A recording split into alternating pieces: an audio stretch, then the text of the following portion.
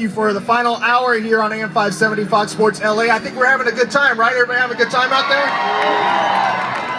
Well, a lot of jewelry on this stage. 2 World Series rings. Brian Wilson won one in 2010 with that team up north. Hey, he's ours now. He's ours now. Take it easy. How about the 1988 Cy Young and World Series MVP, Oral Hershiser? Guys, thanks for coming up on the stage and gracing us with your World Series presence.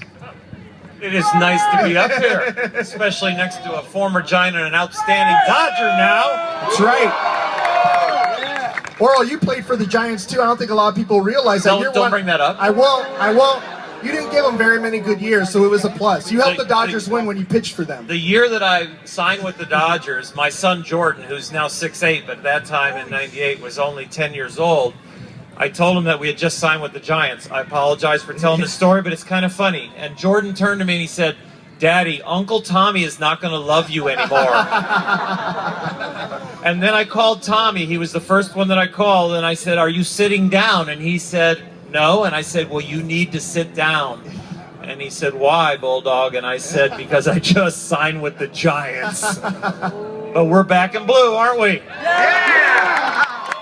Did you leave out the story where he either hung up the phone or threw the chair through the window when you told us? No, he didn't have the energy to throw the chair through the window. He needed to sit in it. Brian, obviously you were teammates with Jerry last year. It didn't seem like you had any issue fitting in with all these different personalities in that clubhouse. Oh, God, the locker room is the greatest place on earth. Yeah. There's so many antics going on in there. Jay here told me, he said, "You'll fit right in." We got a lot of personalities on the team, and not too many egos, which was a great thing. Everyone really got along together really well, and I think that was just a correlation why we were very successful last year on the field. That's the biggest thing I was going to miss about playing is that camaraderie of Nobody likes Jerry, though. Being